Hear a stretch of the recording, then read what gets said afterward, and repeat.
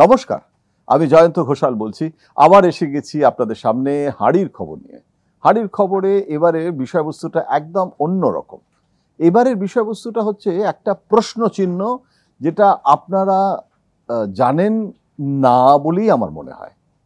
জানুয়ারি মাসে, মানে আসন্ন জানুয়ারি মাসে, ধরুন 2026-এর বিধানসভা নির্বাচন এপ্রিল মে মাসে যদি হওয়ার কথা, জানুয়ারি মাসে মোদি সরকার মানে নরেন্দ্র মোদি বাংলাদেশে জামাত এবং বিভিন্ন জঙ্গিদের বেশ কিছু ঘাঁটি হয়েছে। বারবার বলা সত্ত্বেও সেই ঘাঁটিগুলোকে সরানো হচ্ছে না। এবং শেখ হাসিনা যখন ছিলেন তখন বাংলাদেশের জমিতে এই ভারত বিরোধী জঙ্গি কার্যকলাপ তিনি বন্ধ করতে সাহায্য করেছিলেন। অনেক জঙ্গিকে তো ফেরতও দিয়েছিলেন, যাকে বলা হয় ডিপোর্টেশন, প্রত্যর্পণ। কিন্তু এখন যা পরিস্থিতি, যেভাবে সংখ্যালঘু হিন্দুদের ওপর বাংলাদেশে অত্যাচার চলছে, নানান রকমের প্রতিনিয়ত সংখ্যালঘু হিন্দুদের নির্যাতনের অভাব অভিযোগ আসছে, আর সেই পরিস্থিতিতে একটা সার্জিক্যাল স্ট্রাইকের সম্ভাবনা উড়িয়ে দিচ্ছে না দিল্লির সাউথ ব্লক। কেন সাউথ ব্লক বললাম? সাউথ ব্লক আর নর্থ ব্লক এরা হলো দুই ভাই।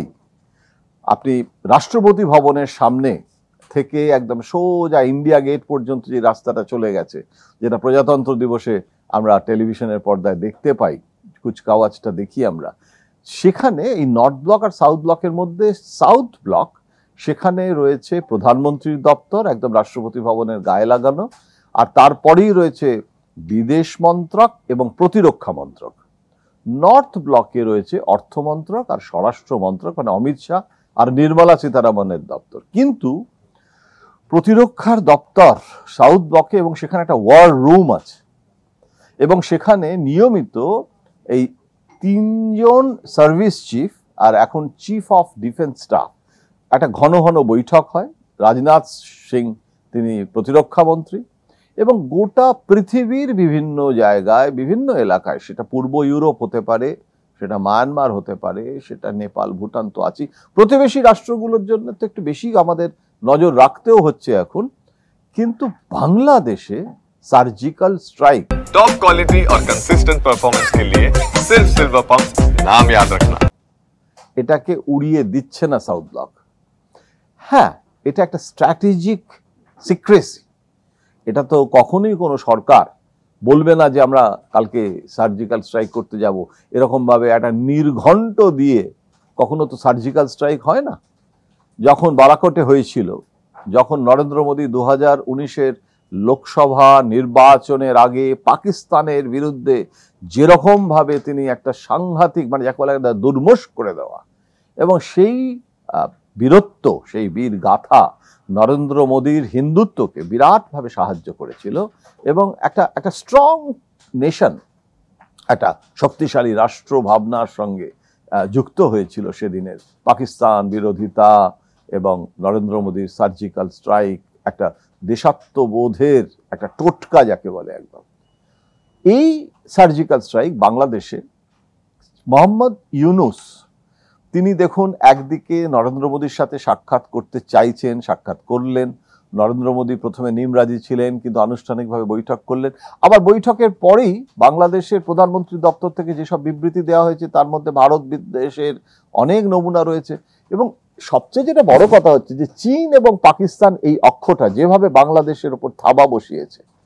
চীন সফরেও তো গেলেন, মোহাম্মদ ইউনুসের সঙ্গে এই মুহূর্তে চীনের সম্পর্ক অত্যন্ত মধুর, এবং চীন এবং পাকিস্তান তারা একযোগে বাংলাদেশে, এটা অনেক দিন ধরে তাদের মনোবাসনা যে বাংলাদেশের জিও স্ট্র্যাটেজিক পজিশনটাকে মানে মাথায় রেখে ওই ছোট ভূখণ্ড হতে পারে, কিন্তু সেটা ভীষণভাবে গুরুত্বপূর্ণ, কেননা ওই জমিটাতে চাষ করা যেতে পারে, ভারত বিরোধিতার চাষ, জঙ্গি সন্ত্রাস তৈরি করা, আর এটার মধ্যে কিন্তু একটা ডোমেস্টিক टॉप क्वालिटी और कंसिस्टेंट परफॉर्मेंस के लिए सिर्फ सिल्वर पंप, नाम याद रखना। পলিটিক্স।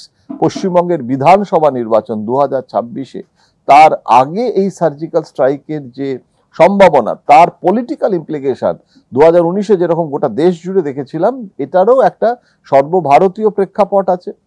এবং কিন্তু বিহারের নির্বাচনে, আসন্ন নির্বাচনে সেটার কি প্রভাব হতে পারে, তার থেকে বড় গুরুত্বপূর্ণ প্রশ্ন হচ্ছে পশ্চিমবঙ্গে কি হতে পারে।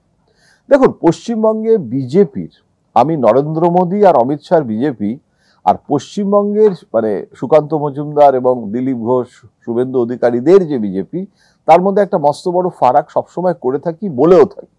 এবং সেটা বিজেপির নেতারা প্রকাশ্যে না বললেও তারা যারা আমার বন্ধু, সেই বিজেপির বন্ধুরাও কিন্তু বলেন যে আপনার কথাটার মধ্যে কোনো ভুল নেই। আমি কি বলি? আমি দুটো কথা বলি। একটা বলি যে কোনো একটা মোদি অমিত শাহ আপনাকে থালায় বসে খাইয়ে দেবে না। মোদি অমিত শাহর একটা ব্র্যান্ড ইকুইটি আছে এবং গোটা দেশ জুড়ে এখনো মোদি সব থেকে জনপ্রিয়তম নেতা, এটা নিয়ে আমার কোনো সন্দেহ নেই। জনপ্রিয়তার অনেকটা কমে যায়, ডিসেন্ডিং কার্ভ হয় জনপ্রিয়তার, একটা ল অফ ডিমিনিশিং রিটার্ন, অর্থনীতির তত্ত্ব।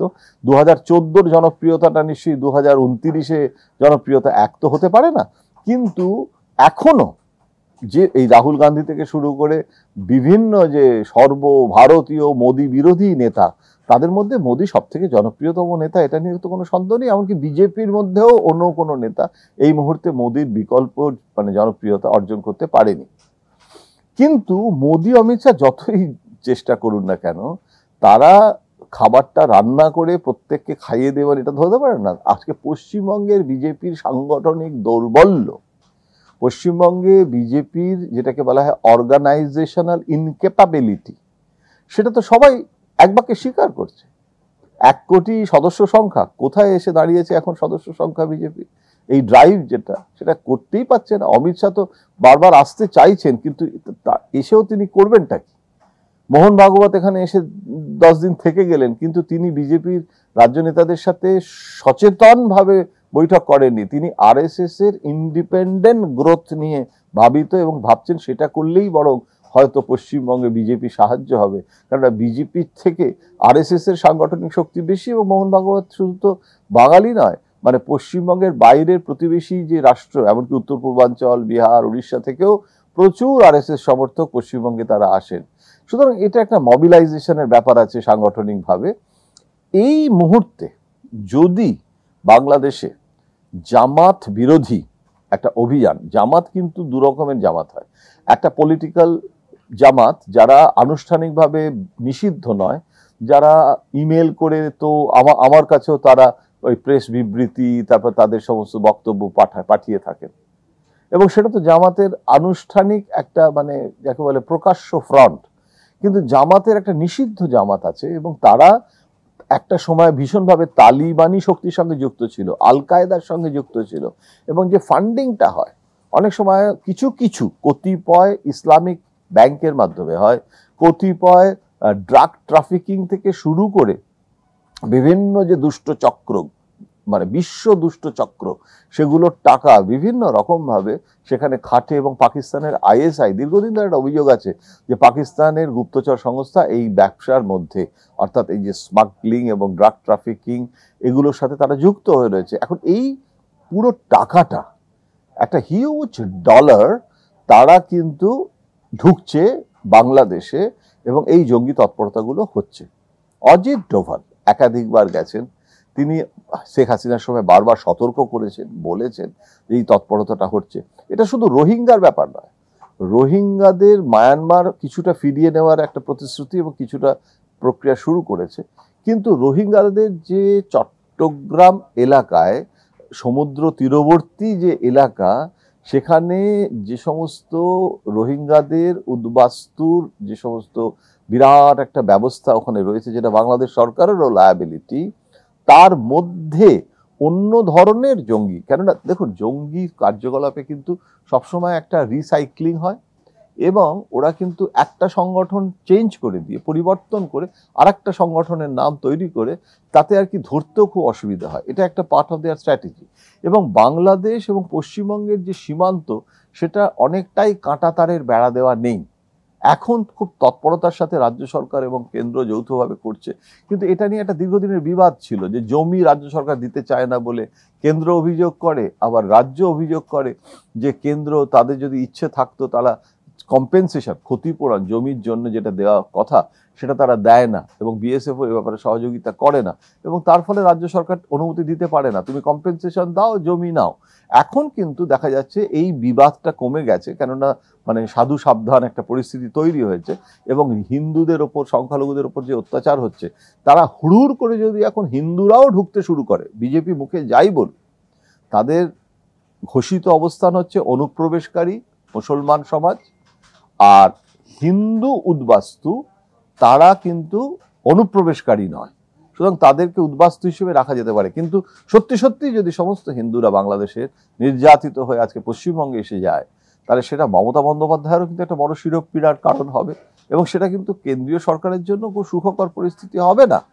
এখন এই পরিস্থিতিতে বারবার বলা সত্ত্বেও রামকৃষ্ণ মিশনের ওপর আঘাত হয়েছে, সেবাশ্রম সংঘ থেকে শুরু করে ইসকনের ঘটনা তো সুবিদিত, এবং অন্যান্য যে সমস্ত হিন্দু সংখ্যালঘুদের উপর যে অত্যাচার, সেইটাকে শুভেন্দু অধিকারী দেখা গেছে বারবার একই কথা বলে যাচ্ছে। আমরা অনেক সময় বলেছি যে শুভেন্দু বলছেন কেন্দ্রীয় নেতৃত্বের প্রশ্রয় নেই। আমি আপনাদের বলছি প্রশ্রয় আছে। কেন প্রশ্রয় আছে? তার কারণটা হচ্ছে যে বিজেপি অন্য যত তাদের ইস্যু আছে, এমনকি এই যে দুর্নীতির ইস্যু নিয়ে তারা যে বিরাটভাবে একটা গোটা রাজ্য জুড়ে আন্দোলন গড়ে তুলতে পাচ্ছেন না। আজকে যেটা তথাকথিত শিক্ষা দুর্নীতি, যেটা সুপ্রিম কোর্টের রায়, এবং তাতে কিছুটা স্বস্তি পেয়েছেন রাজ্য সরকার, সিবিআই তদন্ত হচ্ছে না, কিন্তু তাহলেও ইস্যুটা কিন্তু মৃত হয়ে যায়নি, ইস্যুটার এখন চলছে, এবং সোশ্যাল মিডিয়াতে বিজেপির প্রচার আছে, কাউন্টার প্রচারও মমতা বন্দ্যোপাধ্যায় গড়ে তুলেছেন। মানুষ কোনটা গ্রহণ করবে, কোনটা গ্রহণ করবে না, সেটা তো পরের কথা, সেটা মানুষই বলবে। এখনো পর্যন্ত কিন্তু সংখ্যাগরিষ্ঠ মানুষ এখনো দেখা যাচ্ছে মমতা বন্দ্যোপাধ্যায়ের পাশে। তার কারণটা হচ্ছে যে নেতাজি ইন্দোরে সভাটা তো বিজেপির করার কথা। বিরোধী দল হিসেবে সুপ্রিম কোর্টের রায়ের পর বিজেপি উৎসাহিত হয়ে, তারা তো যারা হারিয়েছে চাকরি তাদের নিয়ে রাজনীতিটা তো তাদের করার কথা ছিল, কিন্তু দেখা গেল যে বিজেপির নেতারা নেতাজি ইন্দোরের বাইরে কতিপয় নেতা তারা বাইট দিচ্ছেন, আর মমতা বন্দ্যোপাধ্যায় নেতাজি ইন্দোরের ভেতরে তারা সমস্ত মানে চাকুরি হারা যোগ্য অযোগ্য সকলকে নিয়ে একটা বিরাট সভা করছেন, এবং সেখানে তিনি বলছেন যে তিনি ভিকটিম, কিন্তু তিনি পাশে দাঁড়িয়েছেন। এখন এই রাজনীতির যে মারপ্যাঁচ, রাজনীতির যে কৌশল, সেখানে কিন্তু বিজেপি কিন্তু এটাকে মোকাবিলা করতে ব্যর্থ হচ্ছে। আর আরেকটার বড় কারণ হচ্ছে যে বিজেপির অগ্রাধিকারটা কিন্তু হিন্দু মুসলিম রাজনৈতিক মেরুকরণ।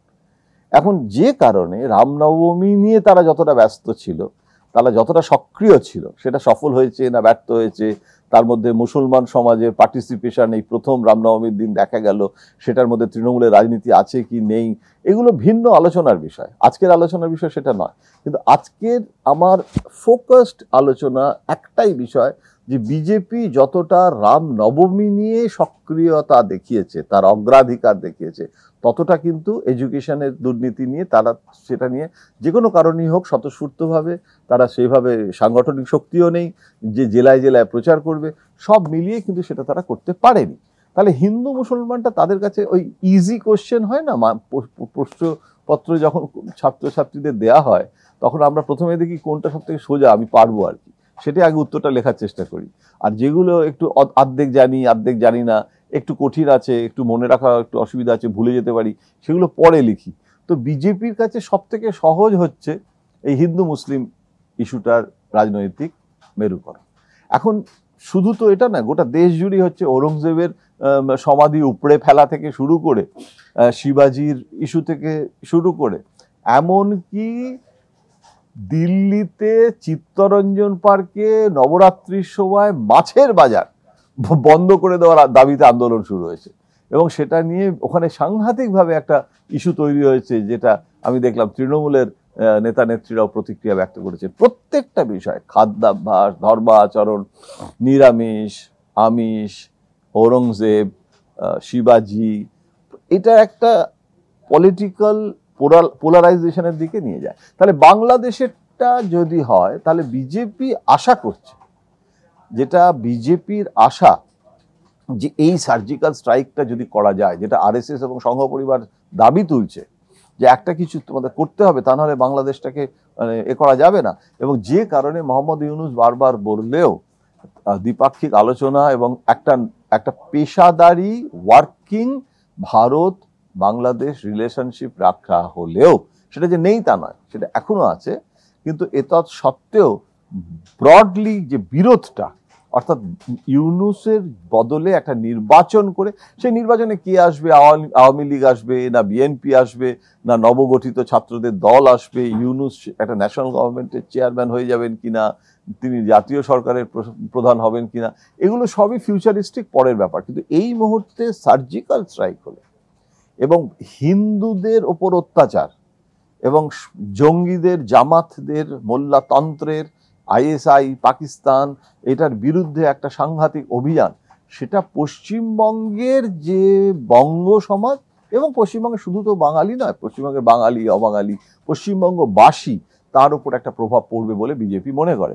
তার কারণ বিজেপি মনে করে যে শ্যামাপ্রসাদ মুখার্জির পশ্চিমবঙ্গে একটা হিডেন হিন্দুত্ব, মানে একটা সংকীর্ণ হিন্দু মানসিকতা, একটা খুব রিচুয়ালিস্টিক হিন্দু, মানে এটা ওই ক্ষিতিমোহন সেনের হিন্দু ধর্ম কিংবা মানে একটা উপনিষদ আর বেদান্তের হিন্দু ধর্ম, সেটা নয়। একদম এই হনুমান জয়ন্তীতেও একটা অর্গানাইজেশনাল একটা স্ট্রেংথ দেখানোর চেষ্টা যেটা হচ্ছে।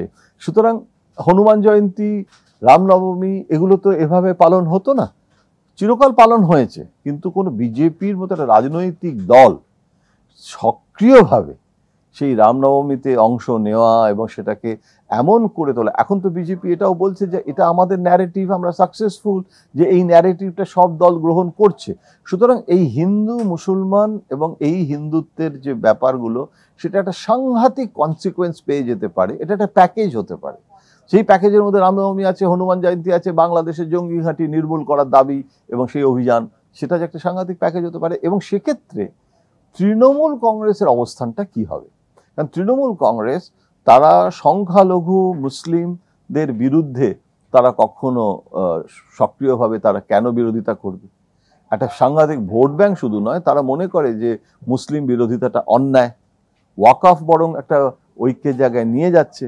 কিন্তু সেখানে সংখ্যালঘু হিন্দুদের জন্য দুঃখ এবং অভিযান একটা যদি বাংলাদেশে হয়, তাহলে যদি পোলারাইজেশন হয় এবং বিজেপির আশা, তাহলে হিন্দুদের যে 70% যে হিন্দুদের ভোট ব্যাংক আছে, সেটা একটা আরো বেশি বিজেপির দিকে কনসলিডেশন হতে পারে। এই অঙ্ক রেখে বিজেপি এগোনোর চেষ্টা করছে এবং তাতে সাম্প্রদায়িক উত্তেজনা বাড়তে পারে, তাতে নানান রকমের অশান্তি সৃষ্টি হতে পারে এবং সেটা নিশ্চয়ই মমতা বন্দ্যোপাধ্যায় সরকার মোকাবিলা করবেন। এখন এই বিজেপির স্ট্র্যাটেজিটা নিয়ে আমি আজকে আলোচনা করলাম, কিভাবে মমতা বন্দ্যোপাধ্যায় এই স্ট্র্যাটেজির মোকাবিলা করতে পারেন, সেটা নিয়ে আলোচনা হবে আর একদিন। নমস্কার।